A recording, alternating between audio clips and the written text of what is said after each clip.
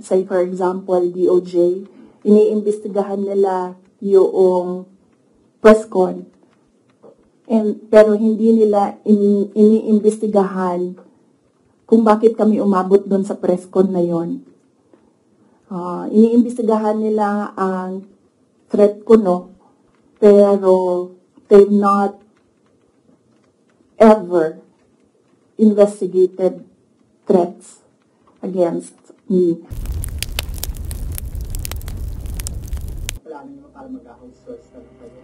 Yes, we are exploring private security services.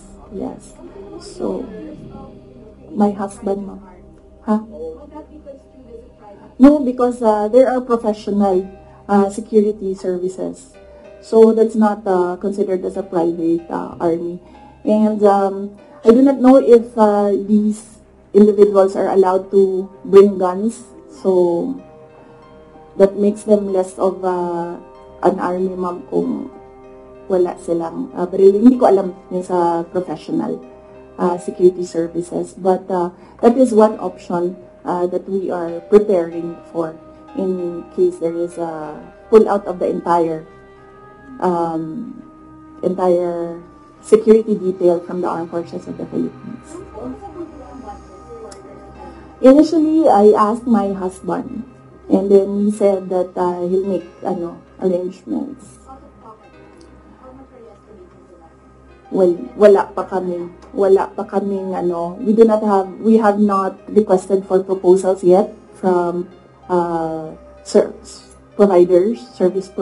We have not requested a proposal yet. So, but I think only Filipino organizations or agencies are allowed that kind of service within the Philippines. I think, Mama, I do not know.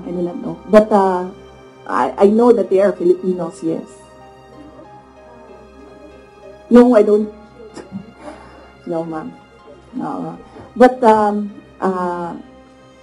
no, I do not feel secure. As I said, that there's always been bias because when we see, say for example, DOJ, iniimbestigahan nila yung presscon. Pero hindi nila iniimbestigahan kung bakit kami umabot doon sa presscon na yon. Iniimbestigahan nila ang threat ko, no? Pero they've not ever investigated threats against me, which are all documented, but we do not give them the information because we don't trust them at all.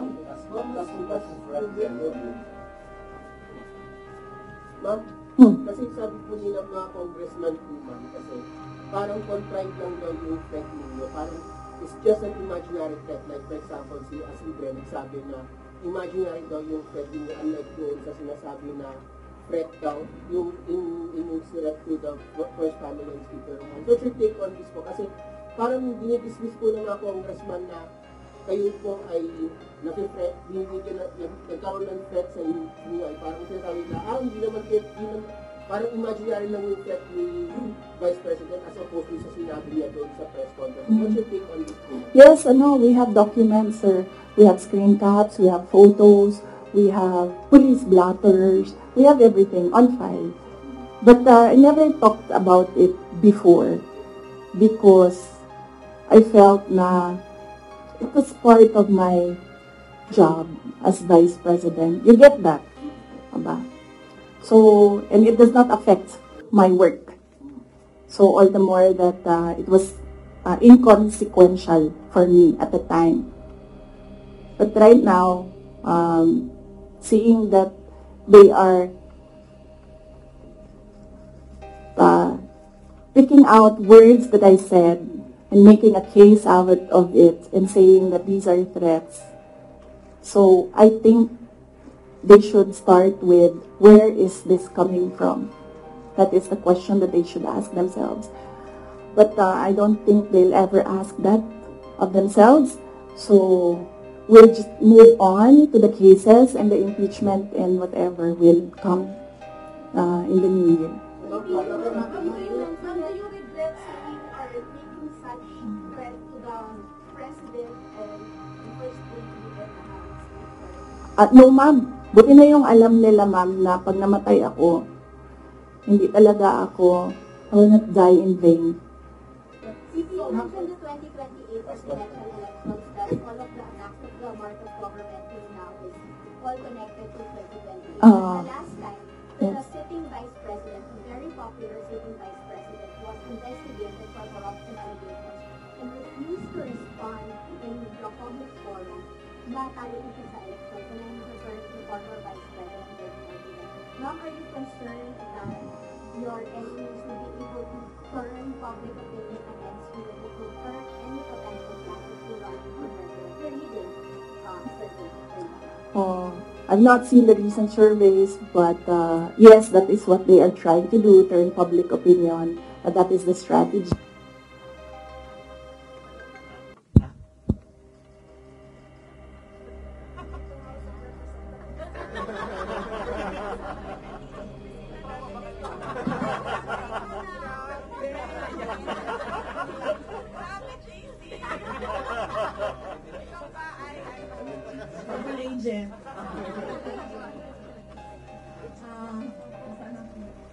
Agent. Yes.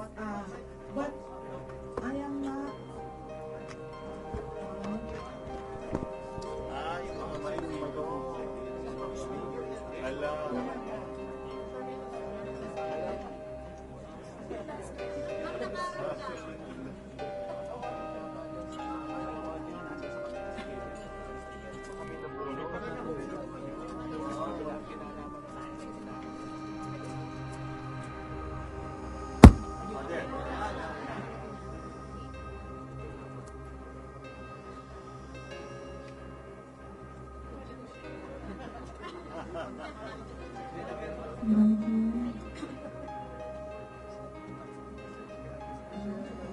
Ayun ba yan now? Ayan na. Yes. But yes. So, yes, that is what they are trying to do, turn public opinion. That is a common strategy in politics,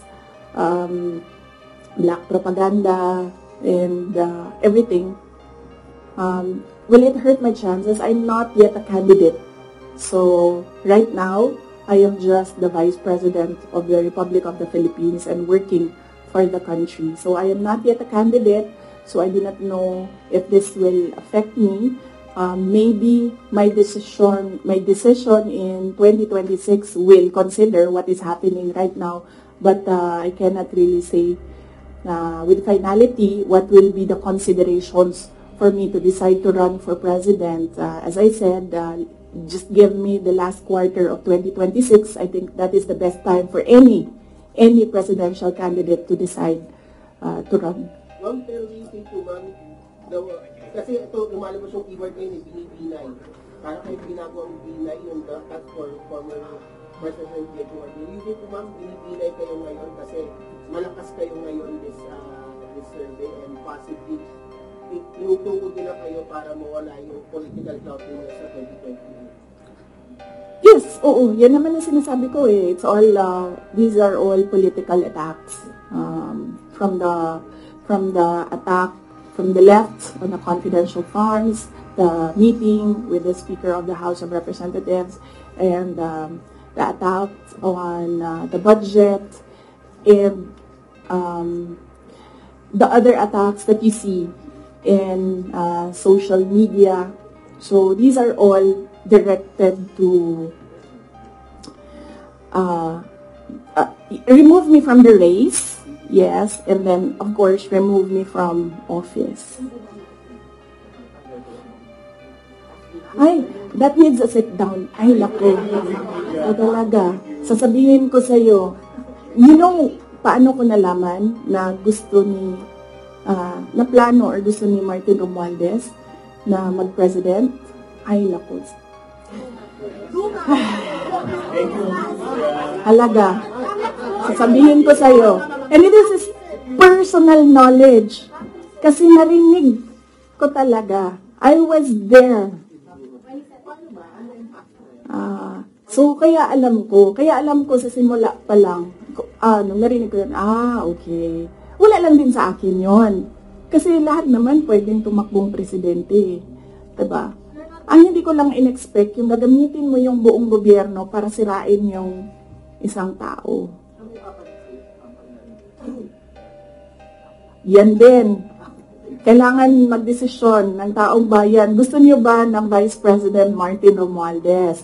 Yan ang tanong. Kasi, yan naman kasi talaga yung plano niya. So, kailangan mag-decide ng taong bayan if you want somebody sitting there na hindi ninyo binoto.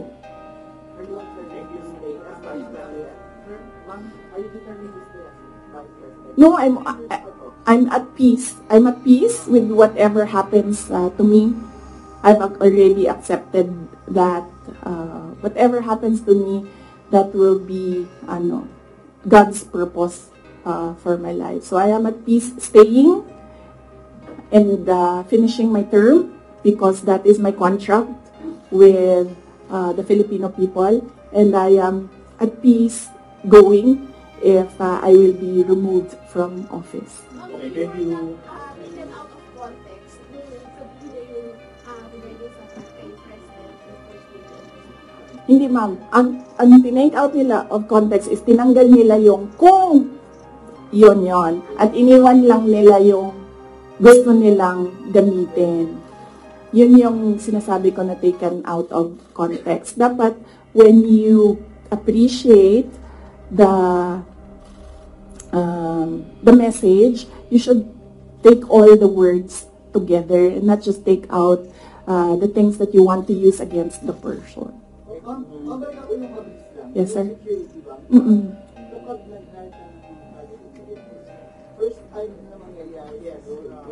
Hindi ganito klaseng setup. At umabot sa ganito at saka kung matuloy yung that would give an impression mas nakakaiba sa mga private people kaysa doon sa mga people in sources. Yes, sir. Kasi sila din naman yung gumawa nun, sir. Ang sinasabi ko lang naman sa kanila is, kasi sinasabi nila palitan, sir. Mahirap kasi, security is fundamentally a trust and confidence position. So it's difficult to entrust your life to somebody you really do not know, and that's, you just put there by somebody who you do not trust as well. So it's a very difficult position, and well, it's a very difficult position, and I actually pointed it out to the Chief of Staff of the Armed Forces of the Philippines. I told them that there is a line of succession. You're supposed to protect your number 2, your 1 and 2, because that is your reserve. Because one day, if you do not protect your 2, one day you have no 1. If you don't have a 2 and you don't have a 1, you don't have any 1. Diba? That is in the Constitution, and they are supposed to protect that line. Babalik na naman tayo. Last year.